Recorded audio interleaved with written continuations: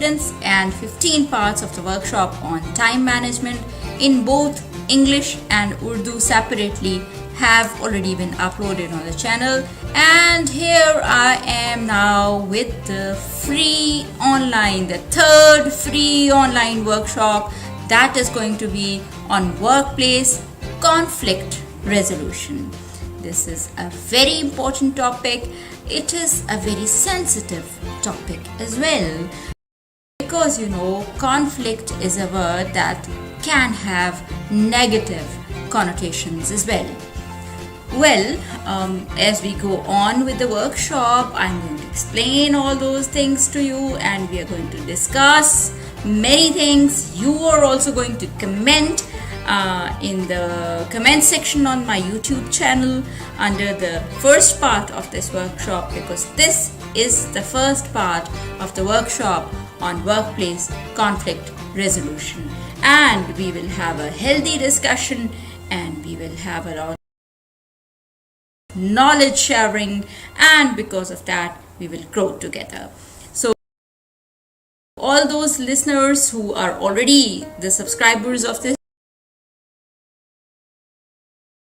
channel, I welcome you all, and all those dear friends who are my audience and still not our subscribers, please subscribe to the channel and become our family members on this YouTube channel, and let's grow together.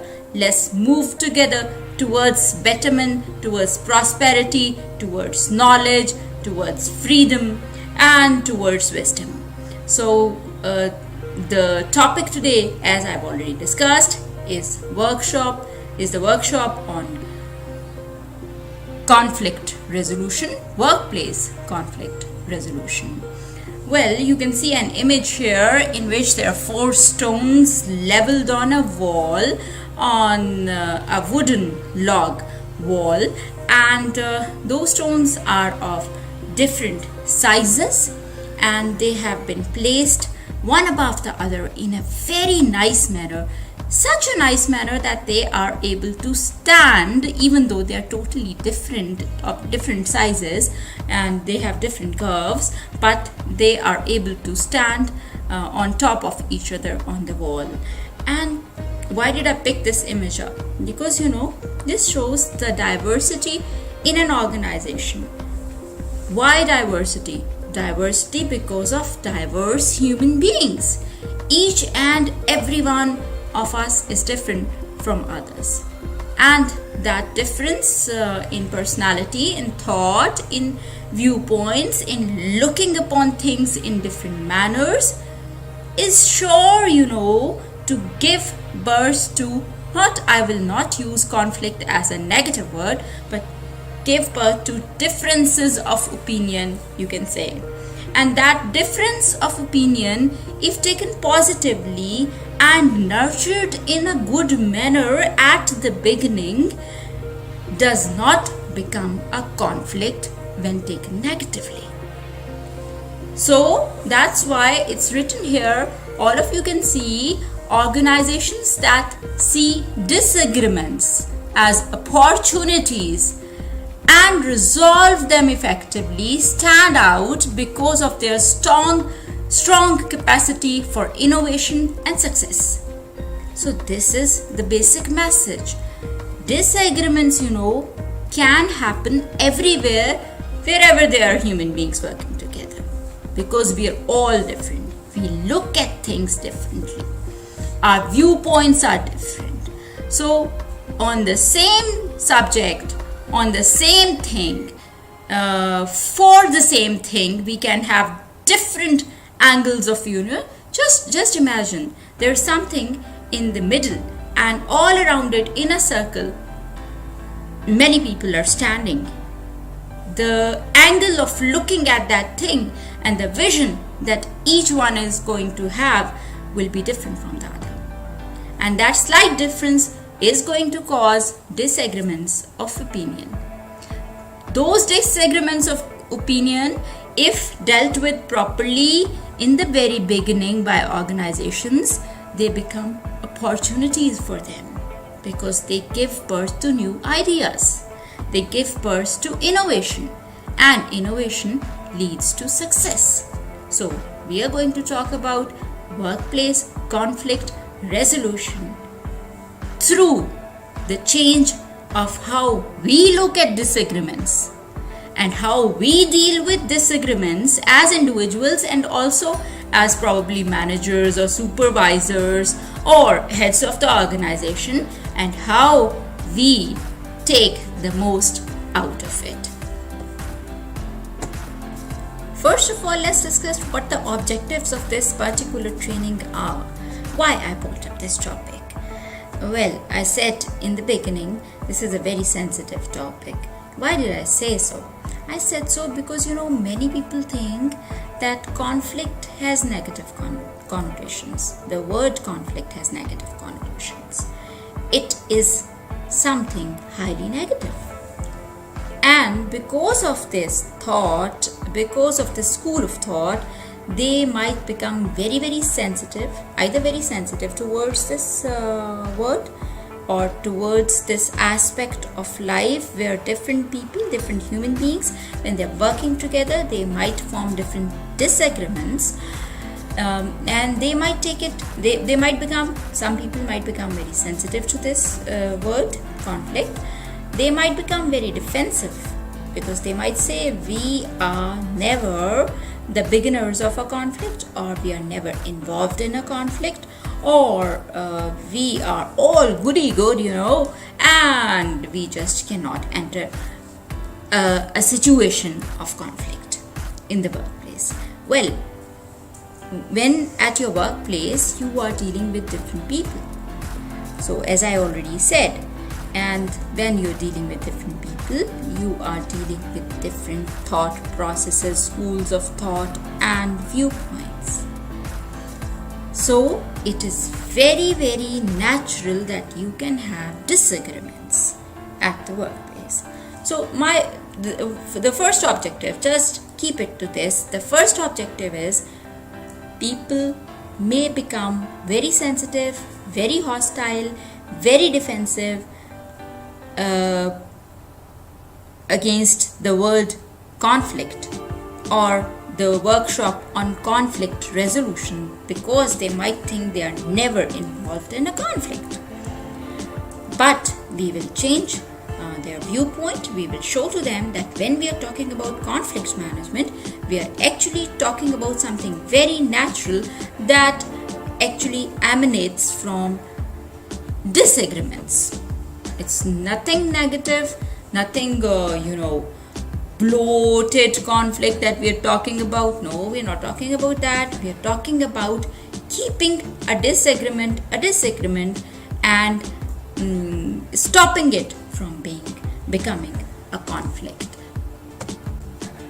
Another, objective of this workshop will be to diffuse negativity that is built around the word conflict. And because there is such a lot of sensitivity, as we just discussed about it, and because the word conflict has such a lot of negative connotations in our minds, and the issues that are formed in workplace that hold some disagreements with them or attach some disagreements with them become so negative and tabooed and stigmatized that we do not want to go near them, and we think that this is something that we should not be discussing, that we should be holding back from people, that should not be exposed to others. And what happens when we have that kind of an attitude? We are actually forming a volcano, and that lava from the volcano is going to erupt one day. And when that erupts, it's going to be a huge conflict. So we are going to stop that from happening, and we are going to let disagreements be only disagreements and nothing else. And in this workshop, one of the objectives will be, we will be working together. I will be, of course, speaking about all these things to you, but as an individual, I can do that only. Together, we can do better, because in the comment section, you can give your comments, you can give your feedback. We can all help, each other. One person person A can give a comment, person B can give an answer to that comment. You're most welcome. You can talk, chat to each other about this workshop on my channel, about whatever the discussion is on. So you can do that, and that will be very, very constructive for all of us, including me, of course. You know, knowledge has no bounds at all, and my knowledge is very little knowledge. I always keep that in mind. So be supportive to each other, and we will form a very positive, supportive, motivating environment for each other. We can discuss our experiences as well, we can discuss our problems as well, and that way we can go on to diffuse the negativity around the word conflict, and we can tell people how they can resolve those conflicts, those disagreements. Don't let them become conflicts. And when we do that, you know, what will happen? We will be helping each other become more self-confident in addressing difficult issues in their organizations, issues that erupt with their colleagues at their workplaces. And because we all of us might have different workplaces, you know, and we'll be dealing with different people, so discussing things with each other, giving each other some feedback, and, you know, more food for thought, we will be helping each other to raise their self-confidence in addressing difficult issues at their workplaces. So this is also an objective of this training that we are moving on with, and this is something that will really help all the participants in resolving the work issues, the different work issues that they might be facing at present, or they might face in future. Well, we are human beings dealing with human beings, you know. And when we will be working together like that, you know, what will we be doing? That will be a great social service that we will be doing to each other.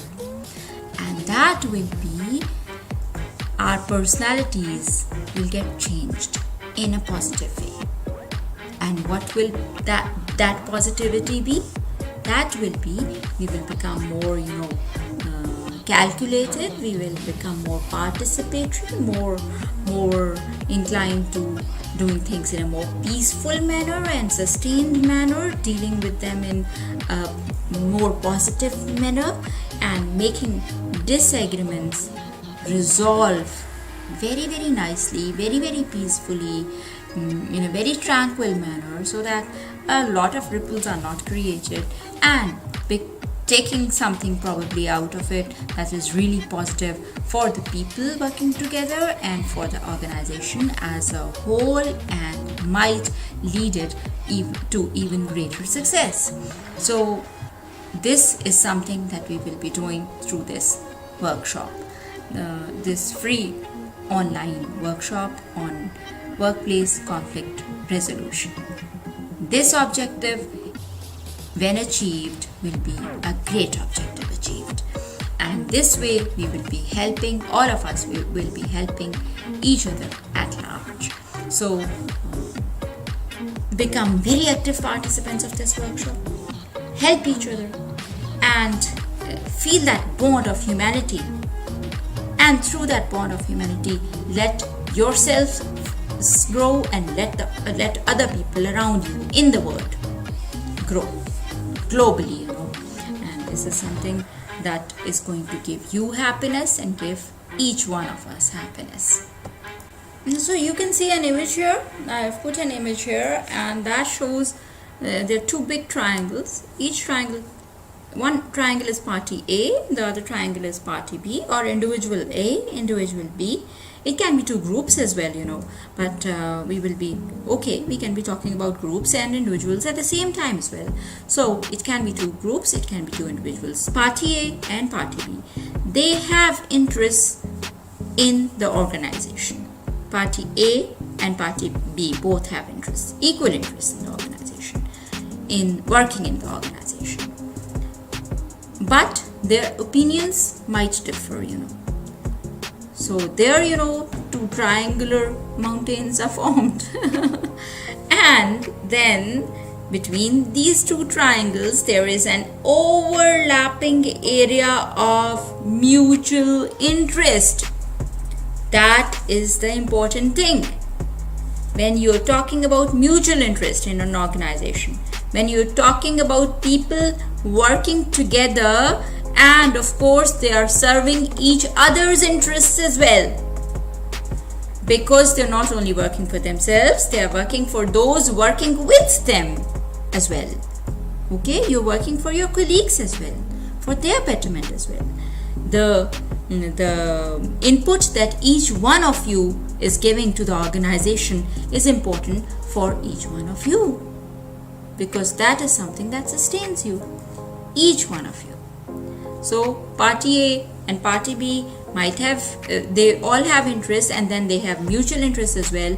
And those mutual interest, that mutual interest area is actually where we can bring them all together, and because of which, and with the help of which, we can resolve a conflict, a turf war, a disagreement, or a difference of opinion. Because if these differences of opinion, if these disagreements and turf wars, they escalate into interpersonal conflict, you need to intervene immediately. And if you do not intervene immediately, well, not intervening immediately cannot be an option, It can never be an option if you are really interested in the well-being of your organization and of the positive culture in your organization. It can never be an option. So you have to intervene.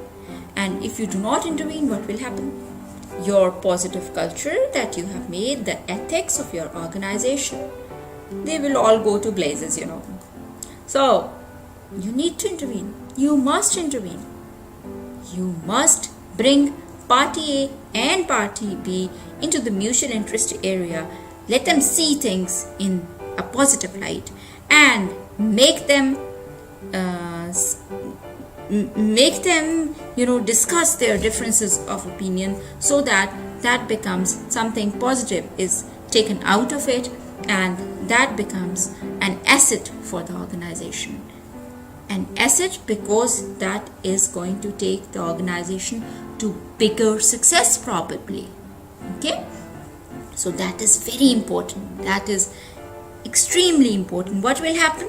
Your ethics, the ethical system that you have created within the organization, and the positive culture that you have created within the organization, that will be in a stronghold, that will be saved from becoming negative, and that volcano of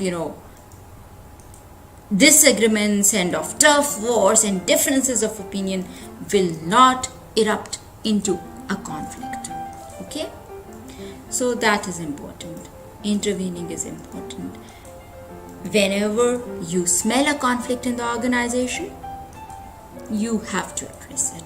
You must address it. And that's why take this topic very, very positively, and let's move on together to find out what we can do to make our environment that we are working within a better environment to work with. First of all, let's discuss what a conflict is. What is a conflict? Well, I looked it up, the Webster dictionary, and in the Webster dictionary, how is a conflict defined? They say that it is a battle, a contest, or opposing forces existing between primitive desires and moral, religious, or ethical ideas. That, according to them, is a conflict. What does that mean? That means it's a strife going on between your primitive desires and what your morality, what your ethics, or what your religious values teach you. So that is termed as conflict. very true too.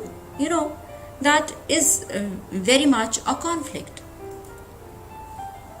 Our primitive desires are ids, actually, the desires that are termed as falling into that portion of human brain that controls our id, our animal desires, our primitive desires. When they come in opposition with our moral desires, with our moral values, with our ethical values, or with our religious values, the ideas, the ideologies that these things give us, a conflict inside us is formed. Or, that's a big or. It can become a conflict between two people or two groups. One group following the animal desires, the primitive desires, the id desires, and the other group following some moral, ethical, or religious ideology.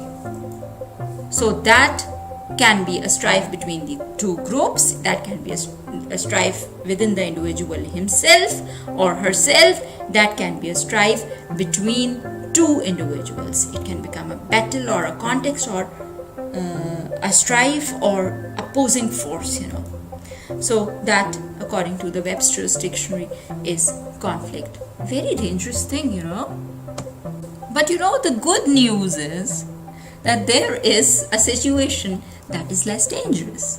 And what is that less dangerous situation? When we are defining conflict in a less dangerous manner, that can be a conflict of ideas or incompatibility of ideas or disagreement of ideas between two people, either individuals or between two parties, two groups. Okay, so that is less dangerous, and this is the situation that actually exists within our workplaces, within our organizations, when we are working together with different people with different mindsets, and this is something very nice, because we have to deal with this less dangerous situation in real life, and we will be talking about dealing with this less dangerous situation. And this a big thanks for that, isn't it? So when working with that less dangerous situation, what is conflict? And in that situation, conflict is defined as a process that begins when one party perceives that another party has negatively affected or is about to negatively affect something the first party cares about. Okay, two parties, two groups, or two individuals. Okay, one party thinks that the other party is going to damage my interests or negatively affect my interest area, then that conflict comes up. That's a less dangerous situation than the situation that we discussed about a few minutes ago. But that is how a conflict erupts. One party thinks their interests are going to be damaged by the other party, or individual A thinks individual B is going to harm my interests in the organization. So then a conflict erupts, and then that opinion, the differences of opinion, that differences of thought, of viewpoints, that comes up, and that becomes dangerous in the form of a conflict, and we have to stop that. We have to gain the maximum out of it. How? We are going to discuss in this workshop. So, taken in this situation, what is conflict management then?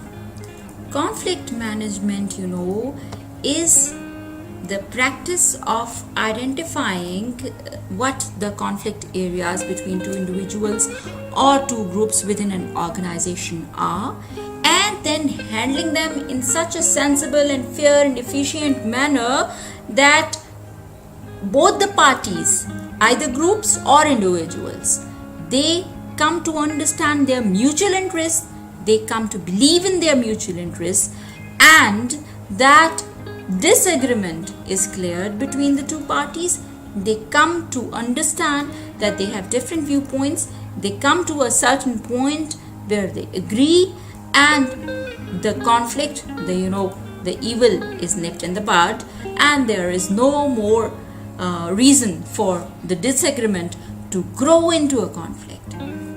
That ends the clash there and then between the disagreeing parties. That those disagreeing parties can be two individuals, they can be two groups, okay, within the organization. So that actually is the essence of conflict management. That is what conflict management actually means, and this is what we are going to discuss here, how we are going to become effective conflict management managers. Okay, so we are going to become very effective conflict resolution managers, and we will be discussing all these things in this workshop that's going to discuss all the ins and outs of the topic, and we will be supporting each other, we will be helping each other to come out of the conflict situations or the disagreement situations within our workplaces. So, I love comics, and I love them because, there are different messages in them. Sometimes very big messages in them, given in very short, crisp, and very nice words. So, in a very light tone. So, I have put in a comic for all of you, and of course, to put you all in a good and lighter mood as well. There is a son and there is a father. The father is working on the computer, and the son comes up and he says to him that our TV is on the fritz, dad. The TV is out of order, and the dad says, I guess I'd better call the repairman. And as all dads would say, we'll call the repairman, he'll repair the TV. And the son says, why don't we just buy a new one? And he goes away.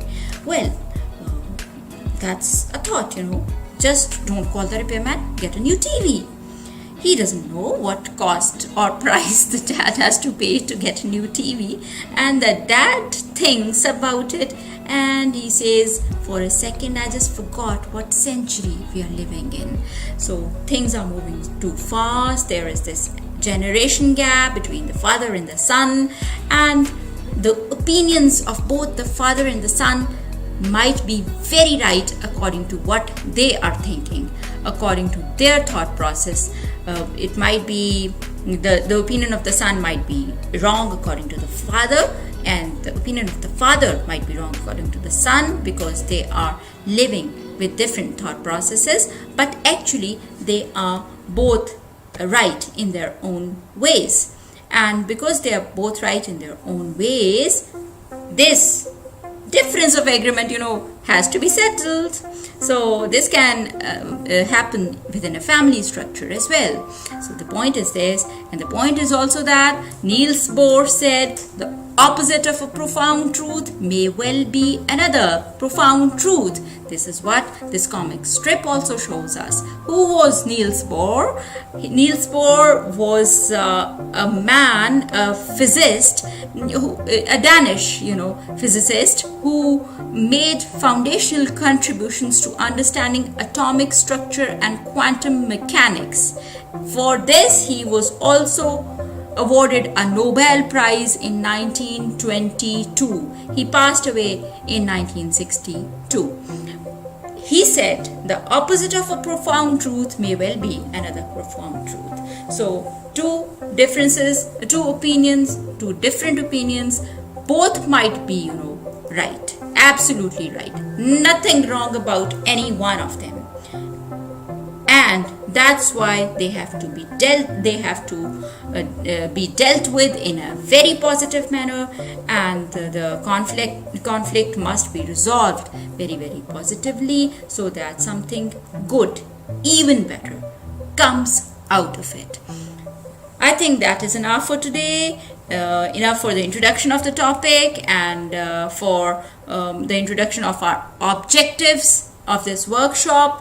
And I think all of you will help me with it also. All those who are not our family members on this YouTube channel still, do become our family members by subscribing to the channel. And if you want notifications coming from it for the next part of this workshop, you can click the bell icon as well. And if you want to just come back to the channel again and again, keep checking when the next part comes up, that's your choice. But do become our family members by subscribing to the channel. And we welcome you heartily. We will grow together, move on together. Take care. Take care of your loved ones, keep them happy, and you will be happy yourself as well. And remember me in your prayers. Hello everyone. We're all fine, doing great, and taking life by the forelock, paying attention to everything that life gives you. Because, my favorite saying is, if life gives you lemons, make lemonade. That's so important. And life does give us lemons at times. It's not always sweet and nice. It does give us some tough, very, very tough episodes as well to see. And the important thing is, we are brave enough, we are strong enough to wade through the bad times as well and come out of them even stronger. So that is very important. I always say that, and that is the best way to, of course, move on in life and to get the best out of it. So do that. Well, we will not be talking about that, of course, in detail, because we are here for the second part of the online workshop on workplace conflict resolution. That is the conflicts of opinion, the disagreements that arise in your workplace or in your office, how to manage them, how to combat them and manage them, how to resolve different issues that arise because of the conflict of opinion, either between two people or between two groups. It can be anything. So we are going to talk about that in detail. And we are going to talk about how a balance is created, just like a balance is created in these stones, and they are standing on top of each other without falling down. So that is what we are going to discuss. And before that, I would ask you, all those who are not yet our family members here on this channel, I will ask you to please click the subscribe button. And let's go on with the discussion. Let's start off the discussion with, first of all, throwing light on why should we study conflict? Is it important to study conflict? Well. All of us who are working in offices, in our work environments, or in hospitals even, you see, or in different educational institutions, wherever we are working within a certain department, with a certain group of people. We have certain groups of people who are our colleagues and who are working with us. So we are divided into groups in the same organization. That is what I mean to say. And within those groups, within those departments, sometimes, differences of opinion arise because of their different roles that they are operating in, because of their different interests also. Sometimes the interests vary, and when they vary, what happens, because this is basic human psychology, we tend to have differences of opinion also, and conflicts arise. So these conflicts can be between different departments in the same organization, they can be between different groups in the same organization, or even on a much smaller level, they can be between two individuals also, and they can be between two individuals of the same department as well. So we need to study the nature of conflict, why does it arise, how to combat it, how to manage it. That's why we also need to keep the environment of the whole organization healthy, we need to avoid that friction that is caused between departments because of conflict. So we need to study conflict. And in this conflicting situation, you know what happens actually between departments within the same organization, between individuals or groups. What happens is this, that the interests of two groups or two individuals or two departments, they collide. And when they collide, all the departments, all the individuals or all the groups, they want their own interests addressed. And when they think that their own interests are not being addressed properly, what do? They try to affect the decisions that are being made on a higher level, usually at the expense of others' interests. And that is where conflict arises. And that is a very, very sensitive issue and a very, very critical issue at the same time. Because if the interests of two groups within the same organization or two departments within the same organization, they are conflicting and they do not match, and because of that a conflict is arising, the organization as a whole is at stake. The interests of the organization as a whole are damaged. So that's why it becomes very, very important to study conflict. Now, because the conflict is between two departments of the same organization or between two big groups working together in the same organization, and because both the groups or both the departments or both the individuals, they feel that their interests are at risk, and because they feel that any decision that is being taken by the organization or by the company management should be in their interest, that means we have to tackle conflict at the company level, at the root level, at the structural basis of conflict. We have to give our attention. Otherwise, we cannot address it at the interpersonal level, because the conflict has arisen at the structural level, the company basis. That is important. That's why we are going to solve it at that level. At the structural basis, we are going to target our attention towards the structural basis of conflict and thus remove it. Okay, so this is very important. When two groups should not be feeling that their interests are adverse to each other, that the company is not addressing their problems, their viewpoints, then this kind of conflict arises. So it is very important. The strategy of managing conflict at this level is very, very important and very, very critical for the whole structure of the organization. That's why this conflict needs to be studied and the evil needs to be addressed in the bud. That is very important. Here we will study a case that happened in an office in a government organization, and this is an example of ineffective conflict management. Let's see what the example is. Well, in the office there is a certain person who's working, say her name is Miss G, and she is on annual leave.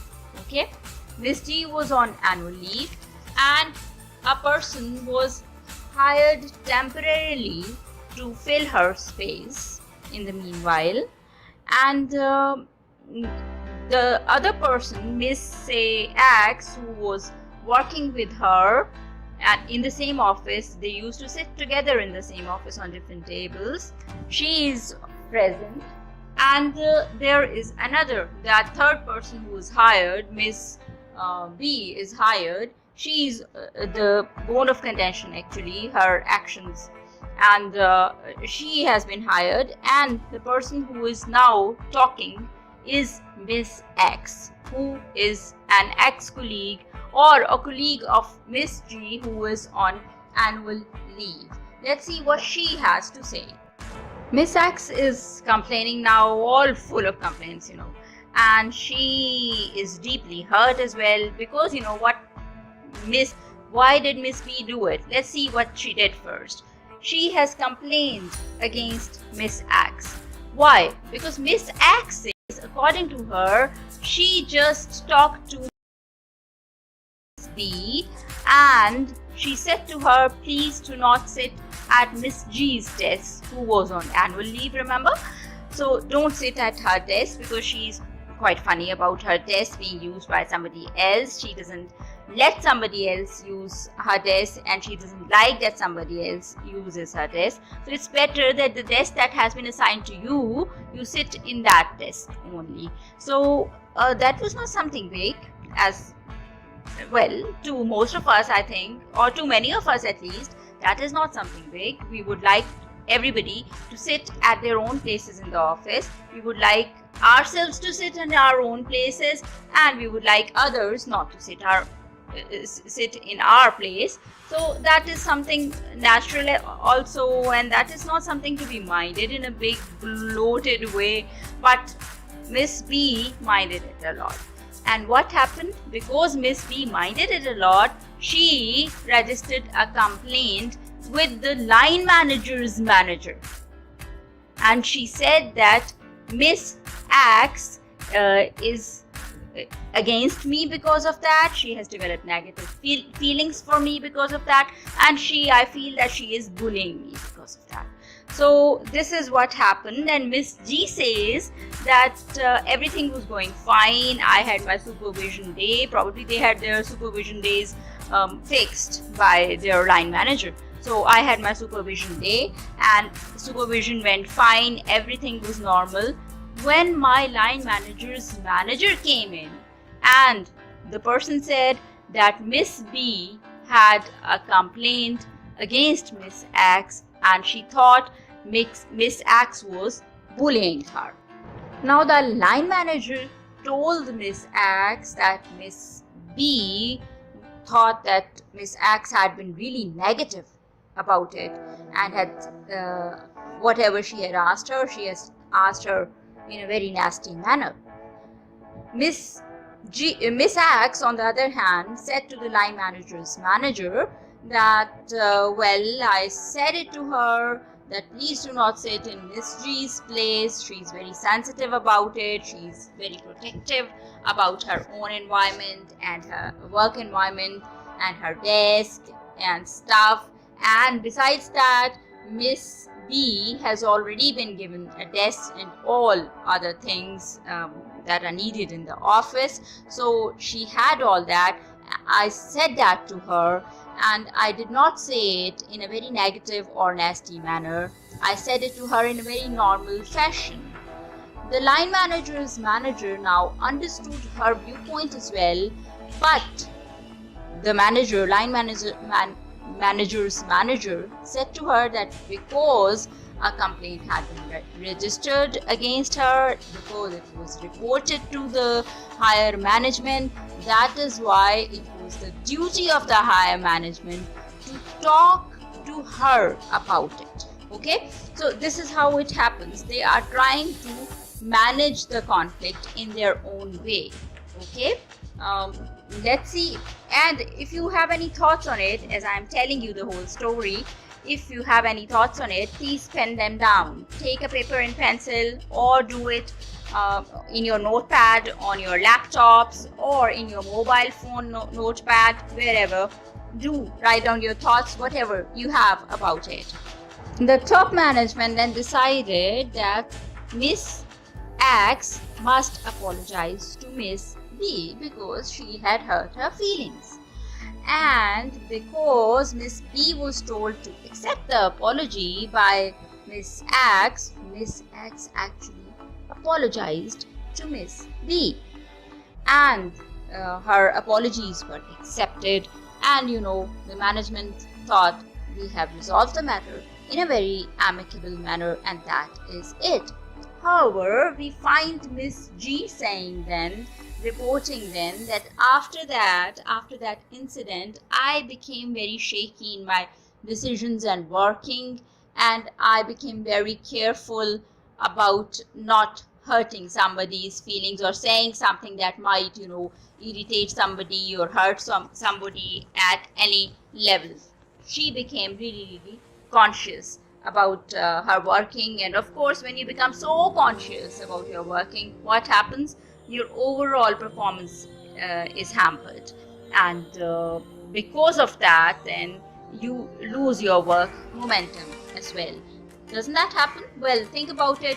Write down your thoughts, whatever you are having about this case study.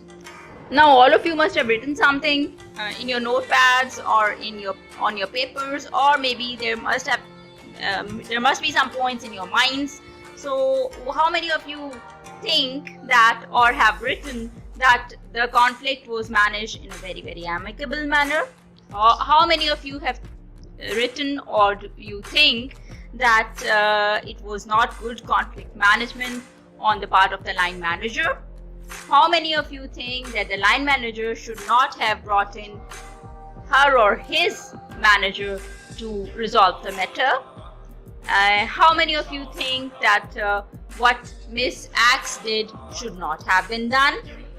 Or how many of you think that Miss B should not have complained against Miss X? Well, now, after I have put all these questions to you, the whole situation must have come back into your minds, and I'm going to tell you what Miss X felt and how she behaved after the conflict was resolved in the manner that it was resolved in.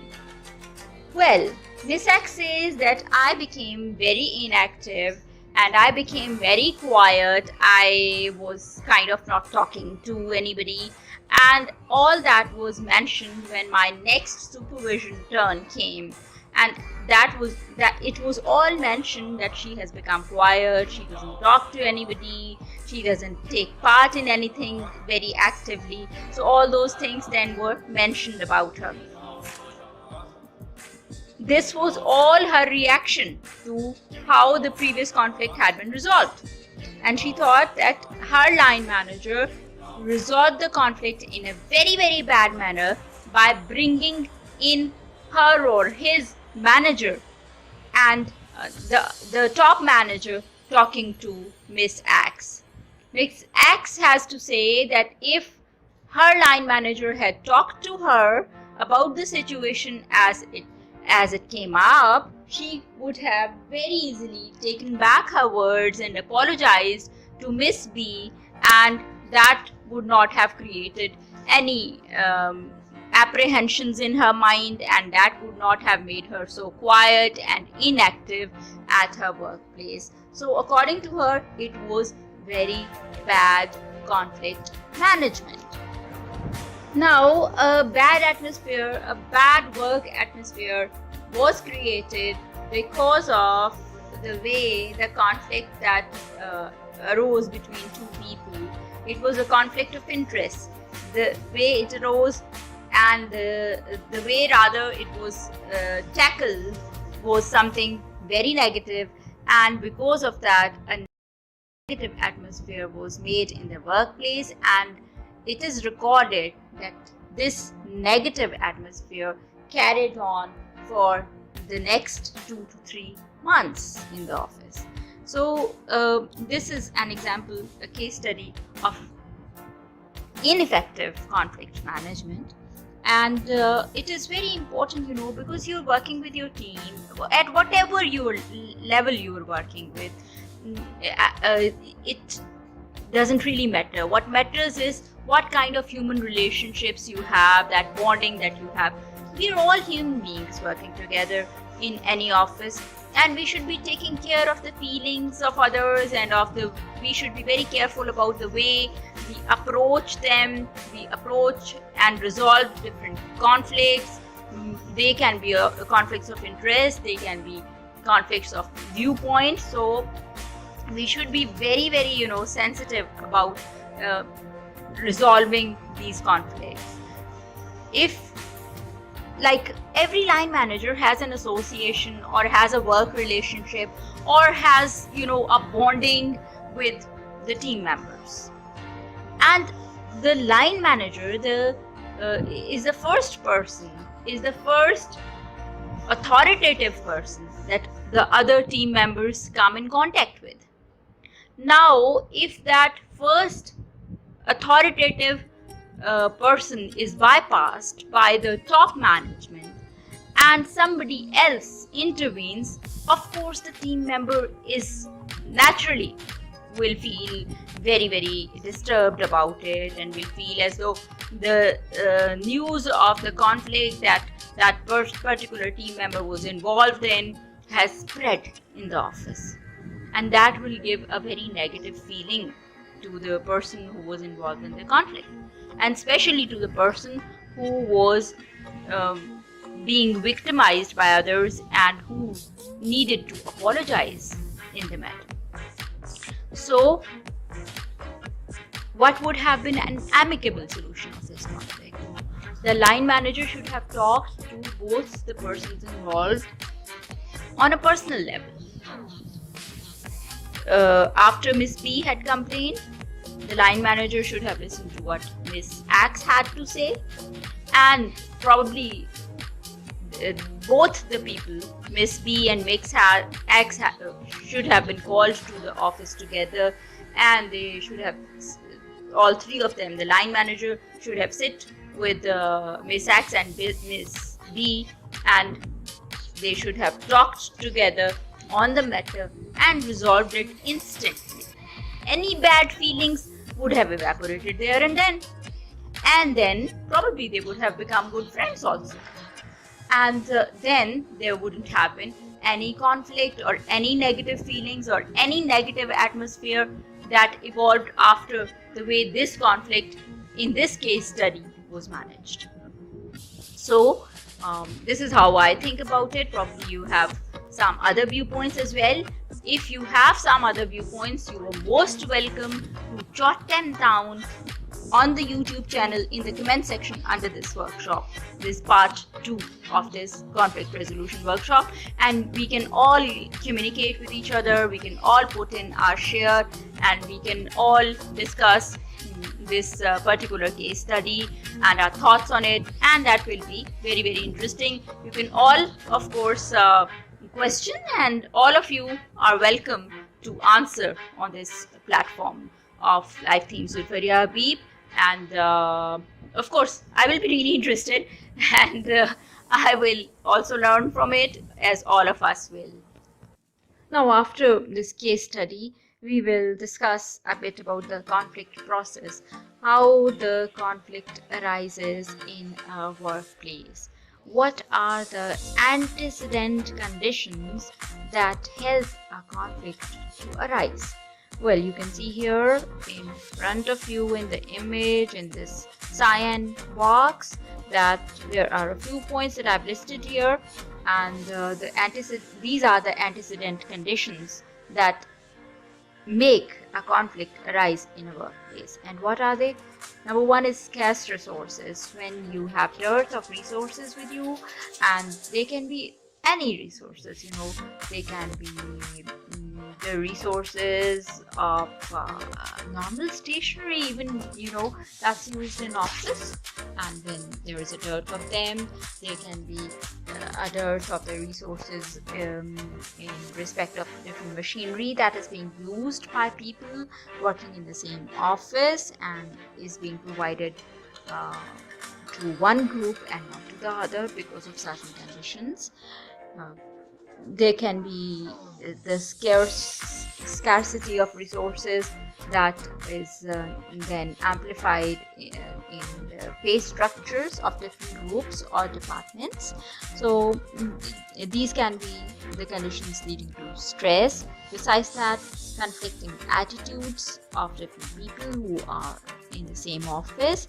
If they have that kind of an attitude, of course, that can always lead to a lot of conflicts. And then ambiguous jurisdiction is also a point, because when you do not know what your jurisdiction is and what the other's jurisdiction is, and you try to overstep your limits, or others try to overstep their limits, then conflicts can arise. Then communication barriers, that is very important, because when we think that we are unable to communicate our viewpoint to our line manager properly, or to the upper management even, then when we feel there are barriers, then conflict can arise very easily. Then there is a need of consensus in the office, because when there is no consensus, when there are different opinions and those opinions are not brainstormed and a certain consensus is not reached, then conflicts arise.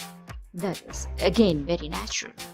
And then unresolved prior conflicts that were there in the organization and that were not paid attention to, they also become antecedent conditions for a new conflict. And then we have knowledge of self and others, because we don't know at times ourselves properly, our jurisdiction properly. We do not know what others feel and think. We don't know about their personalities, where they're coming from, their viewpoints, and that's why then conflicts can arise. All these antecedent conditions can lead to any perceived conflict, as we are discussing here. And what happens, that perceived conflict that emerges into manifest behavior. Then what kind of manifest behavior? Negative manifest behavior. People tend to become very negative about a certain thing, and a conflict arises. That is shown then in the different groups working together, or the different departments working together in the same organization, or two individuals working together in the same organization. And once that behavior is manifested, conflict resolution comes into action, or it doesn't come into action. Either the conflict gets resolved or it gets suppressed. As we discussed in the previous case study also, we saw that the conflict was suppressed. It was not resolved. And when the conflict is suppressed and not resolved, then it has negative aftermaths, as we just discussed in the case study.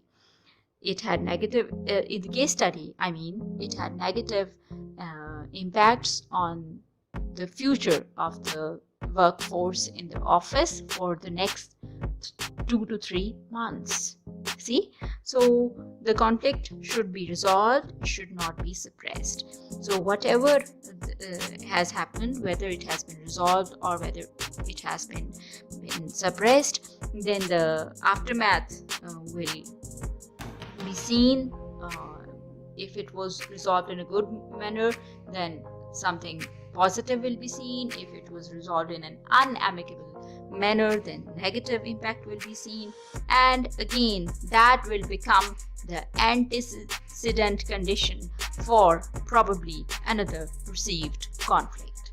So this is the conflict process, the gyre of conflict that goes on in a workplace, and that is why conflicts need to be resolved very amicably, addressed very amicably, and consensus needs to be reached about all the situations emerging in an office environment. So I think this is about it for today, for the second part of this workshop on workplace conflict resolution. And I hope you have enjoyed this, and if you liked it, please like the video, please share it as well, and do subscribe to the channel and become a part of our YouTube channel family. We will welcome you all. And of course, give your comments. I will welcome your comments, and you can have discussions also here in the comment section. Keep them very positive and use very nice, decent language, that I must say. Take care of yourselves, take care of those around you, make others happy, and that will make make you happy too. And do remember me in your prayers, please. Hello everyone. How are you? Hope you're all doing fine. And there are no new conflicts arising at your workplace. Well. Conflicts are taken as something very negative, but should not be taken as such, because difference of opinion is sure to arise where two or more human beings are working together, where two or more groups are working together, where there are two or more departments within the same organization working together. So it's natural, because everybody has a different way of looking at things. That's why I have come up with this topic of workplace conflict resolution free online workshop on this. It's a very important and very sensitive topic, and if the conflict is the evil is nipped in the bud, then what happens, that conflict can become constructive actually for the organization. That can become something positive for the organization, that can take the organization forward, as different ideas can converge to make a good idea that can benefit the company. So this is what our discussion has been throughout the last two parts of this workshop, and those were actually the first two parts of the workshop, and today is the third part of this workshop, and we will be discussing something in continuation of what we have been discussing already. The topic remains the same, but the theme today will be a bit different. It will be about line managers, their responsibilities, how they should act, how they should not act, and how they can help in mitigating or instigating a conflict. Things of that sort we will be discussing today. And all those who are my YouTube channel family members here, they already know why I started this channel, with what aim and what was in my mind. And all those who are not yet our family members here on this channel, I invite them all, welcome them all into our family, our YouTube channel family. Kindly subscribe to the channel, and let's go on with the discussion. Now, there can be various ways in which line managers can instigate or create or help in bringing around a conflict within the organization. There are so many different people working at different levels within the same organization. Some people say there can be a team of 5 to 6 people if that's a small team, and there can be a team leader among them who can be called the line manager. So there are so many line managers amongst us. Even at home, aren't we line managers actually? We are managing our homes, our families, and there are of course people in our families, thank God, and we are managing those people. So within a family, at home also conflicts might arise. Now, what should be done, what should not be done at the workplace by the line managers to not become partners in bringing around a conflict.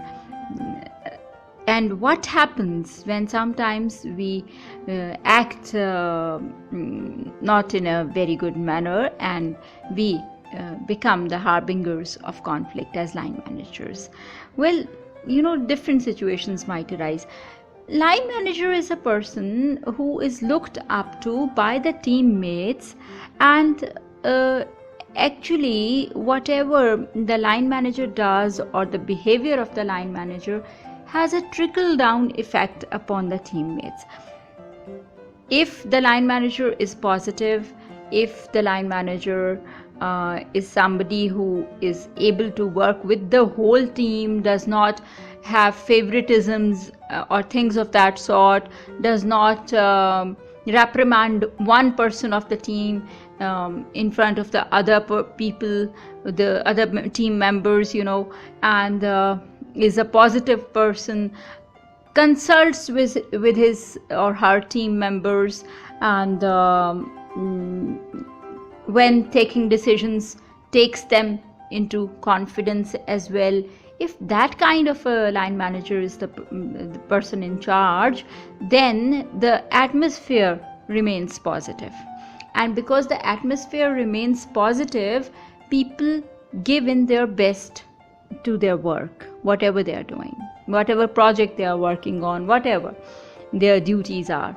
They give in their best, and also their relations with the line manager and amongst themselves remain good.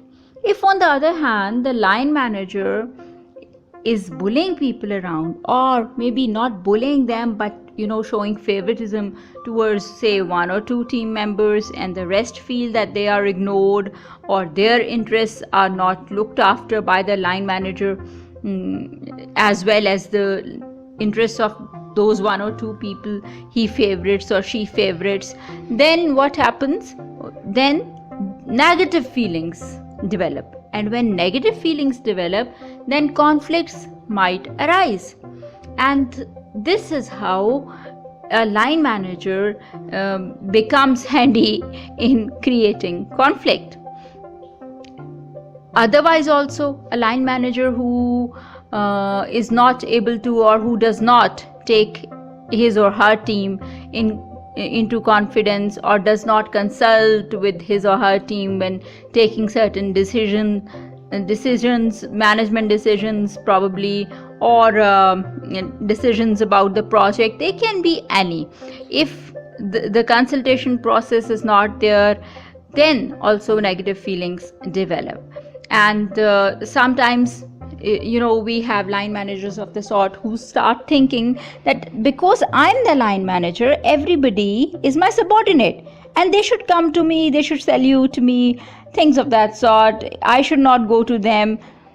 In fact, if the line manager goes to his or her team members and greets them properly and well, and everything is going fine between the team members and the line manager, then a positive atmosphere exudes, and in that positive atmosphere, positive working is done. And if that does not happen, then conflicts might arise, because everything is negative in everybody's mind, in the minds of all the team members also. So when things are negative in the minds of people working together, then conflicts are sure to arise.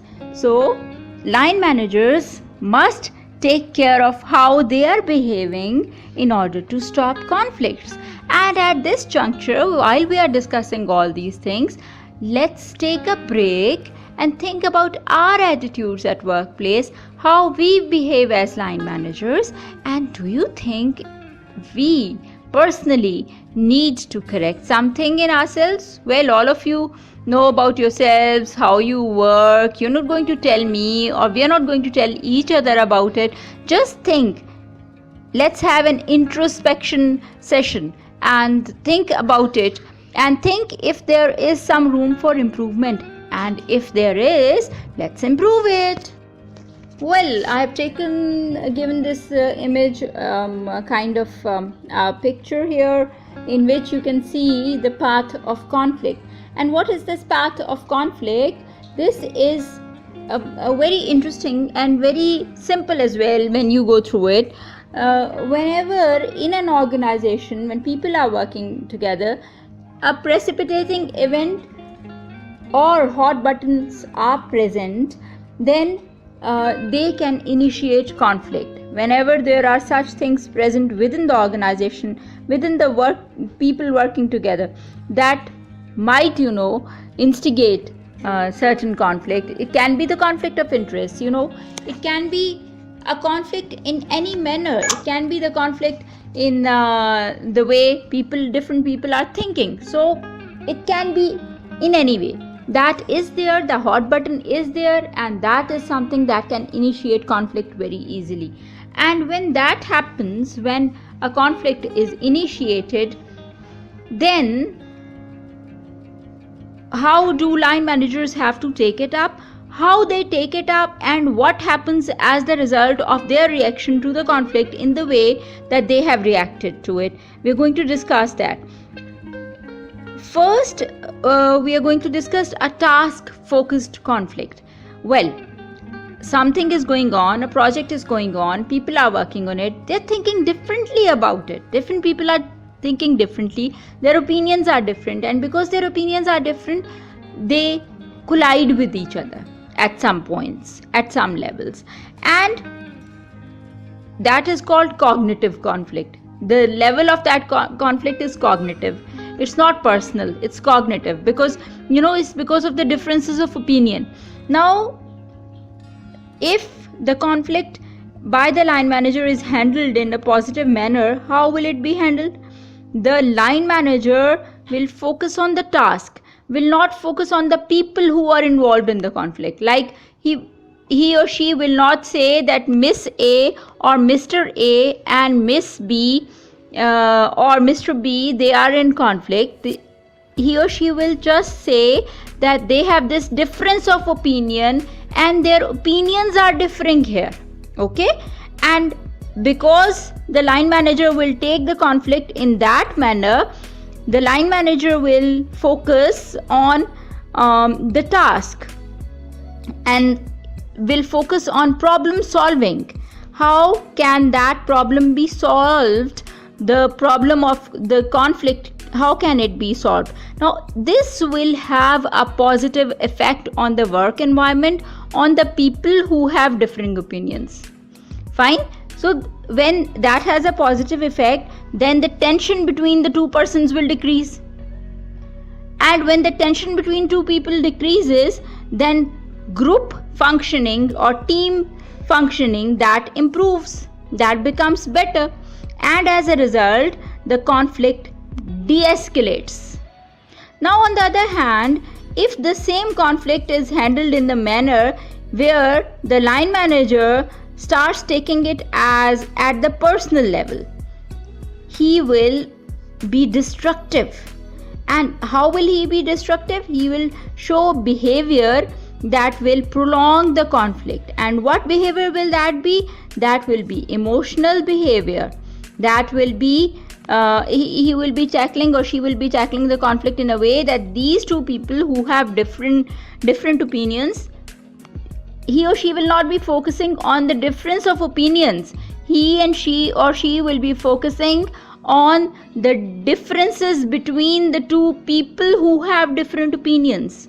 So the whole atmosphere will become emotional and aggressive at the same time. Frustration will arise. So a negative impact will be the result.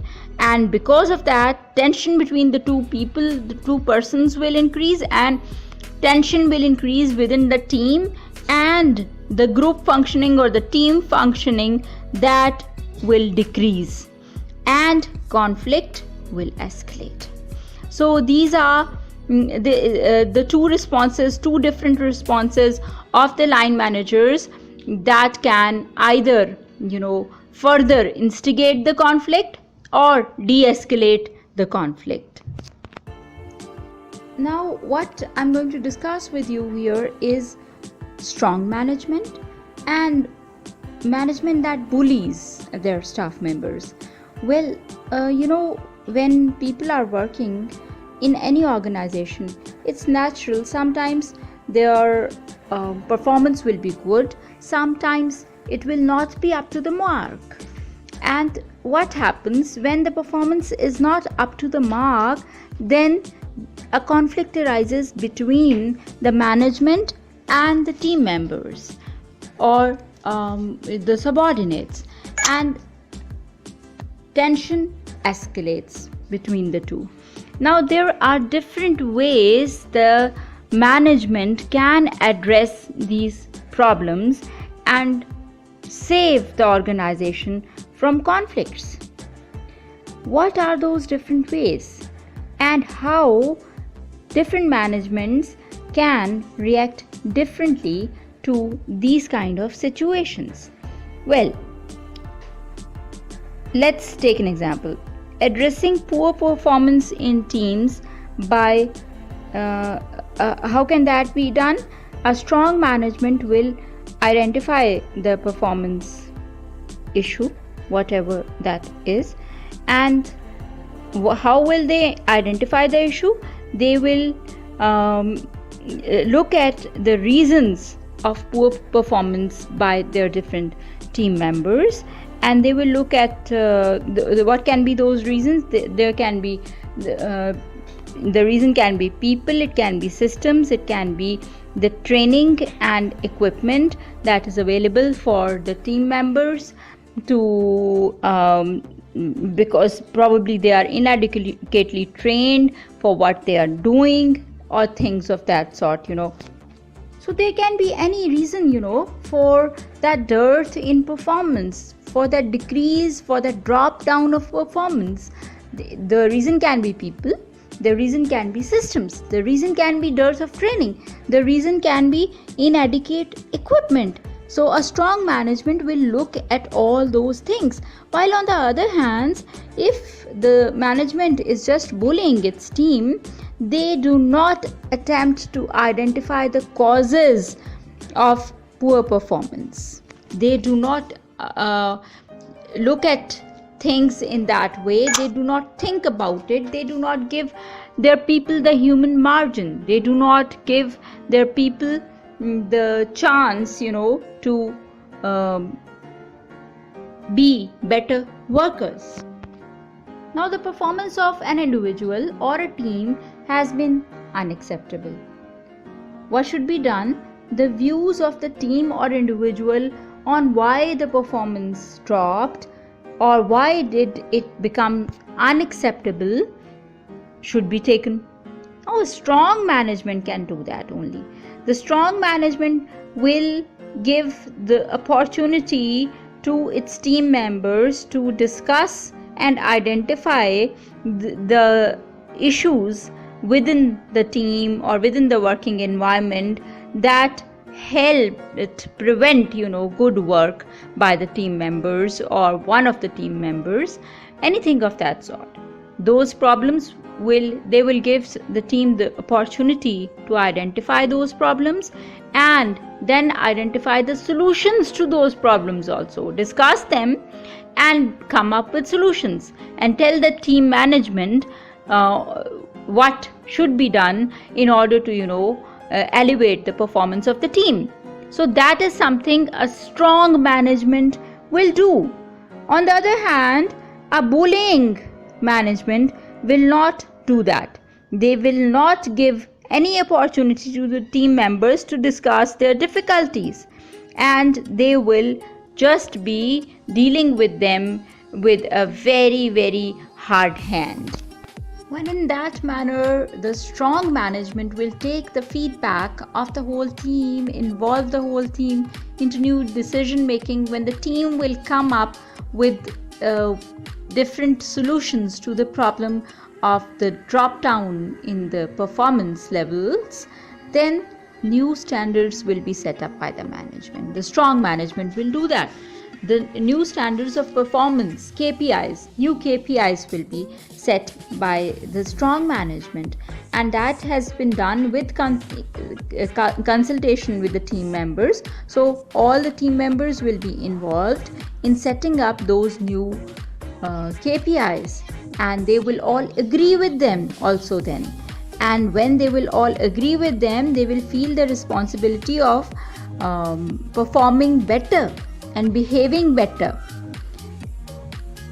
They will also set up standards of good behavior for the team members and for the team manager at the same time. So conflict will be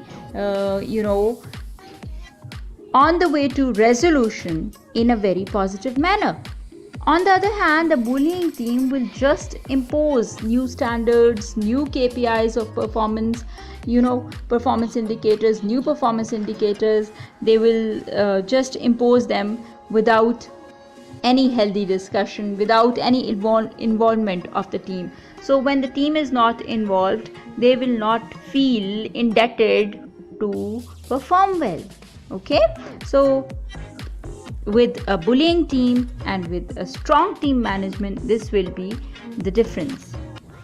So for the strong team management, when they have evolved a certain strategy, taking the team members into confidence, and they have evolved a strategy, and they have involved their team properly, fully, they will also evolve a strategy of monitoring them with their consent at the time that they think will be right for audit or for monitoring. So the team members will not feel bullied, will not feel pressurized in any way. And at the same time, this strong management will be monitoring their performance and openly discussing the outcome. Why? So that then there must come and will come a further improvement in the performance of the team as a whole. They will be fully involved. They will be, and with the results of the monitoring, each team member will be further polished, will become a better performer.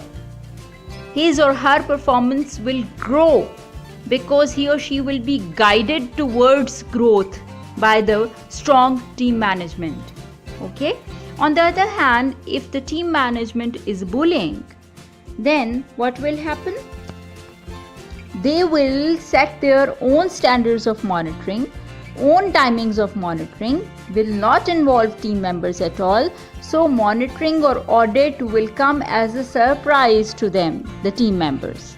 And when that will come as a surprise, will be unexpected by them, then it is very much obvious that their performance will lower, and they will not know how they are going to be judged.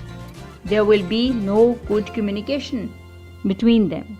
As a result, the work standard will drop further. So that's why a bullying team management is not going to positively, enhance the working of its team members. So I think this clarifies the point that a strong team management, when sees that their teams are failing to perform certain standards of performance, to bring about certain standards of performance in their work, they don't bully them, and they take this fact as a performance improvement issue. They focus their attention on how the performance of individuals can be improved, can become better, and how they can be supported. In fact, all the team members can be supported to make their performance better. How monitoring at all levels help actually their team members. So they will focus on that. Yes, of course, if certain team members, even then, they say that we are not going to comply with your standards, or they disagree, and they just don't want to become the part of the improvement process, then a strong management can take disciplinary action against them. Okay, but that can only be when certain individuals are totally adamant and do not want to improve their performance at all, despite the help provided by the strong management. On the other hand, a bullying management, what will a bullying management do? Any team that is not performing well, or any team members that are not performing well, will not be given a chance, or will not be monitored and guided to improve their performance. Rather, they will put them under pressure to perform well, and to put them under pressure, they can use any of the ways, negative ways at hand, like they can ridicule them, they can be sarcastic towards them, they can shout at them, they can withhold their benefits even, they can demote them, tease them, they can do anything that is negative. And when that happens, it's human psychology actually, that when you are dealt with in such a negative manner, you do not perform positive. You become a negative person, and when you become a negative person, nothing positive can be expected out of you.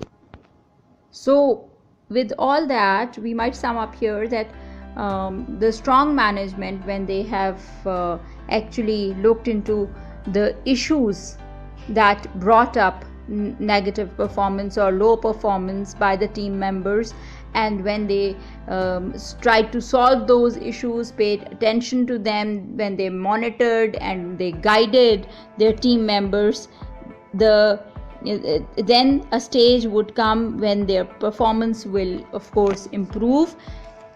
What will they do now, the strong management? The strong management will recognize the positive contributions of the team members, and they will reward them also. Their positive attitude and their positive behavior and their positive performance will be rewarded by a strong management.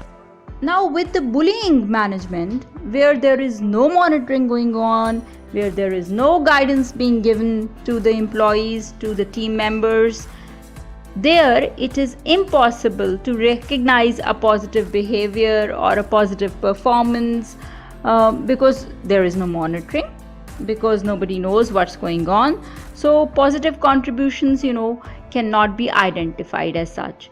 And when positive contributions are not identified, only people who are the favorites of the management, they are rewarded.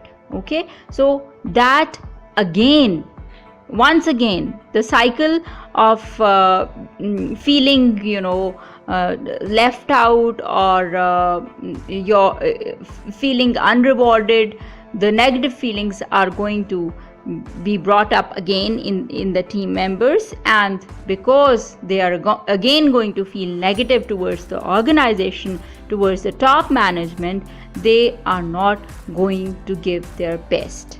Okay, so this is how bullying management, line managers who believe in bullying their teams, they harm the interests of the organization, they harm the interests of the workers, they harm the interests of the people, of the teams, of the groups working within the organization. Now, from this discussion, you must have understood that there are two different things that, with regard to conflict, that can exist within an organization. One is healthy conflict, and one is a bullying situation. Bullying situation in terms of a conflict. Okay, so what is the difference between healthy conflict and bullying situation? Let us discuss that. When it's a healthy conflict within the organization, as we have already been discussing, that can be positive, that can breed positive results for the organization. What will be manifested in a healthy conflict is that the roles and tasks that are given to different team members, they are clear. Okay, the communication lines are clear. The relations between the team members working together are collaborative. They collaborate with each other, they work together.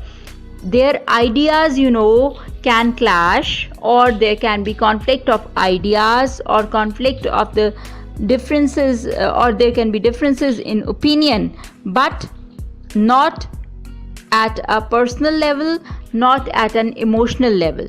Okay, there will be cognitive conflict, as we already discussed. The interpersonal relations between the team members will remain very, very open, very, very frank. The ethical behavior will remain good. They will discuss the conflict as per their cognitive approaches. Okay, and that is on the level of their thinking, what different schools of thought they are coming from.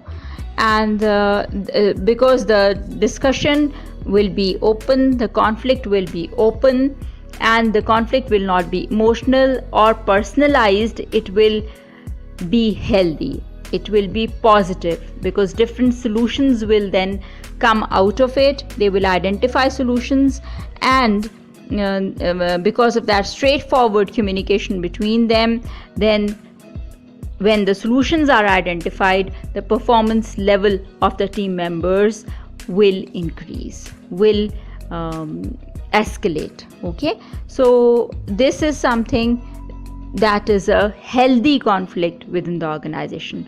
On the other hand, a bullying situation or a negative, unhealthy conflict, what will that be within the organization? In that kind of conflict, the roles of the team members will not be clear. Okay, that is whose fault? The fault of the top management or the team management or the line manager. The roles of the team members will not be clear. Their behavior towards each other because of that will become uncooperative, because everybody will be working within himself or herself for his or her own interests, not the interests of the organization. The people working together will not be aware of what they are going to get as a team. They will not be working as a team, and because of that they will get emotional, they will get sarcastic, they will get aggressive, and that will breed a very negative environment and a very negative workplace. Because of that, the performance level of each of the individuals will drop. Unethical activities will take place. There will be many flaws, organizational flaws that will come up, that will be seen, and as a result, long lasting and systematic disputes will arise. Okay, and at the same time, among these negative attitudes, you will find that nobody will accept the fact that there is a conflict in the team or among the team members. Nobody will accept that. They will all go into a phase of denial and say there is no conflict between us, because that conflict will be on personal level and emotional level. That's why it will be denied. The conflict will not be on a cognitive level. It will not be denied when it's on the cognitive level and discussed as such. When here in the bullying situation, the conflict is not discussed at the cognitive level, it is at the personal or emotional level, then what will happen? It will become negative and it will be denied by people. People will never admit that there is a conflict, and the communication between the people is going to be evasive and oblique, not straightforward at all. So this will be the work environment. The work environment will become bullying, like the top management, and the conflict will become bullying. Okay, so this is a healthy conflict situation that we have discussed, and a bullying situation that we have discussed. This will be the difference between the two. So what do you think? There should be healthy conflicts within the organization or bullying situations? I know all of you will agree with me that conflicts should be kept healthy. So it is upon the line managers, it is upon the team management to keep the conflicts healthy within the same organization, and they can do that. So I think you must have enjoyed the discussion. You must have thought of different varying points out of this discussion, and if you liked it, please click the like button, please share it, and of course subscribe to the channel very quickly. And I think it's enough for this part 3 of this workshop on conflict resolution, workplace conflict resolution. Do subscribe to the channel and remember me in your prayers, please, and get ready for the 4th part of workshop on workplace conflict resolution. Take care. Cheers. Hello everyone. So how are you all? I think all of you have been enjoying life and enjoying my channel. The workshops, free online workshops that are uploaded here. 2 have already been uploaded. One is boosting self-confidence and the other is time management. 12 parts of boosting self-confidence and 15 parts of the workshop on time management in both English and Urdu separately have already been uploaded on the channel. And here I am now with the free online, the 3rd free online workshop that is going to be on workplace conflict resolution. This is a very important topic. It is a very sensitive topic as well, because conflict is a word that can have negative connotations as well. Well, as we go on with the workshop, I'm going to explain all those things to you and we are going to discuss many things. You are also going to comment in the comment section on my YouTube channel under the first part of this workshop, because this is the first part of the workshop on workplace conflict resolution, and we will have a healthy discussion and we will have a lot of knowledge sharing, and because of that we will grow together. So all those listeners who are already the subscribers of this channel, I welcome you all, and all those dear friends who are my audience and still not our subscribers, please subscribe to the channel and become our family members on this YouTube channel, and let's grow together. Let's move together towards betterment, towards prosperity, towards knowledge, towards freedom, and towards wisdom. So the topic today, as I've already discussed, is the workshop on conflict resolution, workplace conflict resolution. Well, you can see an image here in which there are 4 stones leveled on a wall, on a wooden log wall, and those stones are of different sizes and they have been placed one above the other in a very nice manner, such a nice manner that they are able to stand even though they are totally different, of different sizes, and they have different curves, but they are able to stand on top of each other on the wall. And why did I pick this image up? Because this shows the diversity in an organization. Why diversity? Diversity because of diverse human beings. Each and every one of us is different from others. And that difference in personality, in thought, in viewpoints, in looking upon things in different manners is sure, to give birth to, I will not use conflict as a negative word, but give birth to differences of opinion, you can say. And that difference of opinion, if taken positively and nurtured in a good manner at the beginning, does not become a conflict when taken negatively. So that's why it's written here. All of you can see organizations that see disagreements as a place stand out because of their strong capacity for innovation and success.